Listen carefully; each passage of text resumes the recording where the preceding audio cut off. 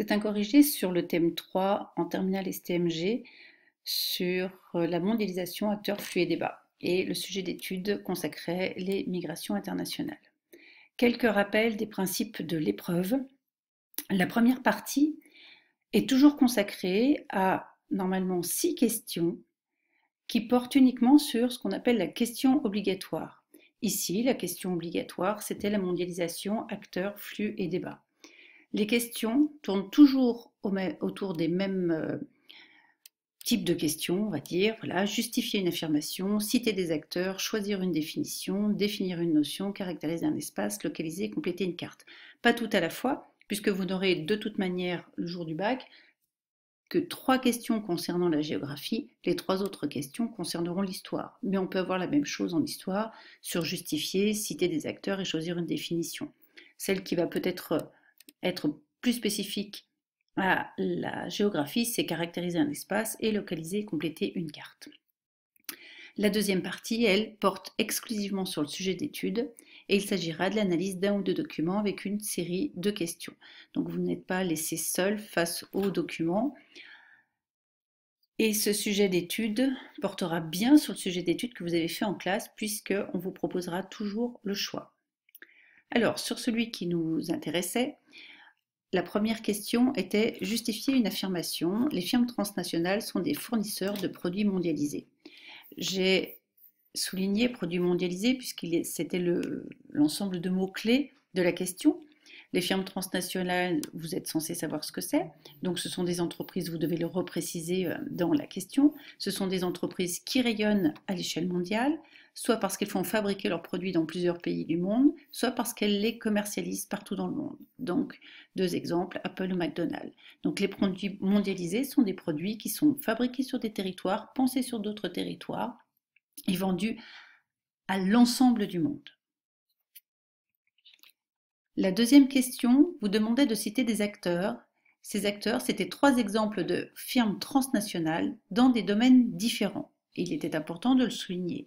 Bien entendu, quand on vous demande de citer des acteurs, on vous demande d'aller au-delà de les citer, mais de bien répondre à l'ensemble de la question, quels sont ces différents domaines. Ici, vous avez des propositions que j'ai par exemple retrouvées dans les copies que je viens de corriger. J'en ai rajouté quelques-unes. La liste, comme je l'ai mis à la fin, peut être beaucoup plus longue et les domaines aussi pourraient être plus importants.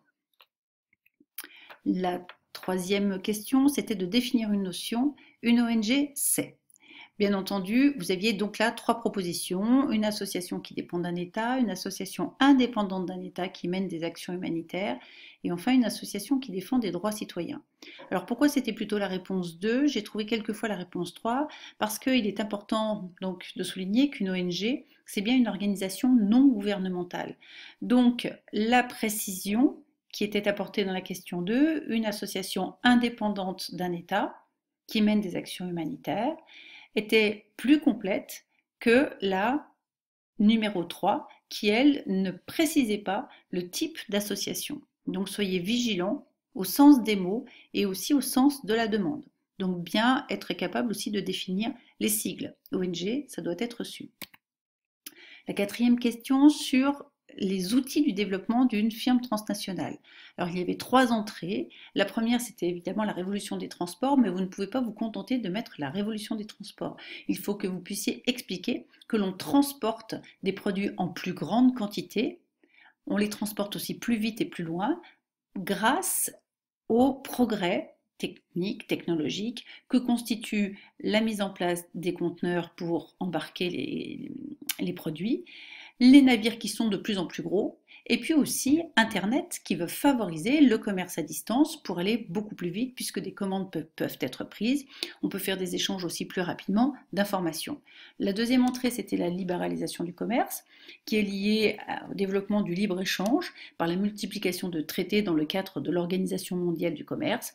Et ces traités font que les droits de douane sont moins importants. Donc comme il y a moins de droits de douane, on hésite moins à échanger entre pays. Et puis avec Internet, on assiste aussi à la libre circulation des capitaux, puisqu'il y a eu dans la libéralisation des échanges aussi la libéralisation de l'échange des capitaux.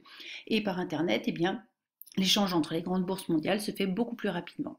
Enfin, la mobilité des élites c'était aussi quelque chose d'important puisque désormais on peut aller chercher des élites dans tous les pays du monde beaucoup plus facilement. On n'est pas forcément obligé de les faire venir dans le pays, mais on peut très bien aussi délocaliser des parties de l'entreprise et avoir des élites à plus faible coût que l'on pouvait en avoir dans un pays développé. Par exemple, si on prend l'exemple d'Apple, Apple va aller chercher des élites en Inde parce qu'ils ont des grandes écoles, notamment d'ingénieurs, informaticiens à Bangalore, dans le sud de l'Inde. Et ça leur coûte moins cher de délocaliser une partie de l'entreprise là-bas que de faire venir ces informaticiens aux États-Unis.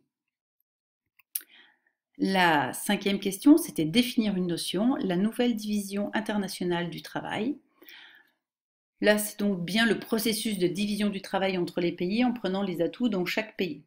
Ce sont toujours les FTN qui mettent en œuvre cette division internationale du travail. Elles vont aller chercher les ressources dans les pays dans lesquels elles sont les plus abondantes et les moins chères, souvent dans les pays en développement. Si on reprend l'exemple d'Apple, on va aller chercher les matières premières pour fabriquer les téléphones en République démocratique du Congo. Ensuite, on va faire fabriquer les objets dans des pays où il y a des faibles coûts de main-d'œuvre. Ça va être l'exemple de la Chine ou du Vietnam. Ce qui va concerner la recherche et le développement, donc ce qui est abrégé ici en RD. Ça s'organise plutôt dans les pays développés industrialisés. Donc la recherche et le développement, c'est la conception du produit. Je reprends l'exemple d'Apple, la conception des iPhones ou des ordinateurs de plus en plus développés, de plus en plus puissants, se déroule le plus souvent, soit au siège social dans la Silicon Valley, soit aussi dans certains centres de recherche et développement qui peuvent se trouver en Europe du Nord ou en Europe de l'Ouest. Et puis enfin, l'importance du marché de consommation. Alors le marché de consommation, lui, c'est partout dans le monde. C'est-à-dire qu'un produit qui va être pensé dans un pays développé, qui va être ensuite produit dans un pays en développement, il va probablement être vendu à peu près partout dans le monde, tout en sachant que les marchés de consommation sont le plus souvent dans les pays les plus riches, c'est-à-dire dans le Nord. Voici la deuxième partie. Donc là, vous avez l'ensemble des questions qui vous permettront de comprendre les deux documents. Il s'agissait de présenter le document et de justifier le titre, de dire pourquoi l'Europe était devenue un pôle majeur pour l'immigration, de montrer en quoi l'immigration a été un facteur de réussite pour la personne citée dans le texte 2, quels sont les deux aspects des migrations développés dans les deux documents, en quoi sont-ils différents, et quels sont les enjeux principaux des migrations dans le monde aujourd'hui. Alors voici les deux documents. Voici d'abord donc la une d'une revue qui s'appelle Carto, Le Monde en carte, qui date de novembre-décembre 2015 et sur laquelle nous voyons des jeunes garçons derrière une barrière barbelée et qui semblent, là on va justifier le titre, Forteresse Europe. On vous dit l'itinéraire des migrants vers l'Union européenne. Pourquoi une forteresse? Une forteresse parce qu'elle semble bien inaccessible. Et ce n'est pas du tout la protection qui est soulignée ici, mais bien le fait qu'elle est difficile pour des hommes, des femmes qui viennent de pays sans en avoir demandé l'autorisation, donc qui sont considérés comme des sans-papiers. Le deuxième document, lui, une femme d'affaires africaine, donc c'est un récit qui raconte l'histoire d'une famille africaine, camerounaise, qui part s'installer au Canada, et ce qui permet à la jeune femme de pouvoir reprendre ses études et puis ensuite de créer une entreprise. Donc je ne reparle pas de la réponse à la première question que je vous ai apportée là, hein, des frontières difficiles à franchir pour ces migrants. Voilà comment on va justifier le titre. La deuxième question, pourquoi l'Europe est un pôle majeur pour l'immigration? Donc là, il va falloir faire appel non seulement aux documents, mais aussi à vos connaissances. On doit se souvenir que l'Europe appartient au Nord économique, c'est-à-dire un ensemble de pays où les indices de développement humain sont relativement élevés et où il y a un bon niveau de vie. Donc, ça devient un pôle attractif parce que c'est considéré comme une zone de richesse. Ensuite, de nombreuses copies ont souligné la proximité des zones en guerre actuellement, proximité de l'Europe, comme la Syrie. Il est vrai que les Syriens traversent d'abord souvent la frontière turque, puis ensuite s'embarquent en direction de la Grèce pour entrer en Europe. Et puis enfin, l'Europe apparaît bien comme une zone de paix qui assure la sécurité de ses habitants depuis quasiment la fin de la Seconde Guerre mondiale. Et donc, Ça devient donc un pôle attractif. Elle est désormais une des premières régions d'accueil du monde. Question suivante concernant l'émigration comme un facteur de réussite pour la personne du texte 2.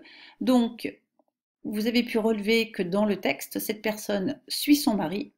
Donc, elle a fait des études jusqu'au lycée dans son pays d'origine, le Cameroun, mais qu'en arrivant notamment au Canada, eh bien, elle va pouvoir reprendre des études jusqu'au MBA, donc qui est un niveau d'études qui correspondrait à peu près à un master 2 chez nous, ce qui va lui permettre de devenir entrepreneuse dans les cosmétiques, en lien avec l'Afrique, puisqu'elle va faire un voyage au Burkina et qu'elle va permettre d'abord l'exploitation du beurre karité et son exportation en direction du Canada, et puis ensuite la création de sa propre entreprise où elle va multiplier le nombre de cosmétiques. Donc oui, c'est bien un facteur de réussite parce que la migration lui a permis de faire des études et ensuite de développer un emploi qui l'a conduit même sur le chemin des voyages.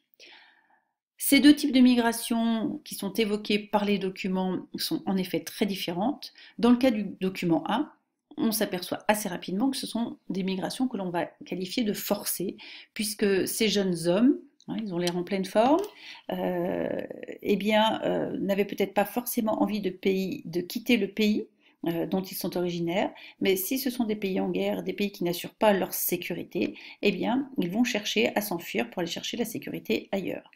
Dans le cas du document 2, la migration a été choisie, puisque le mari de cette jeune femme a obtenu une bourse d'études pour aller enseigner au Canada, et donc il choisit le pays, il choisit de poursuivre ses études dans un autre pays qui va lui donner la possibilité d'aller un petit peu plus haut, et donc c'est un contexte qui va être favorable à une ascension sociale, mais qui n'est pas forcé.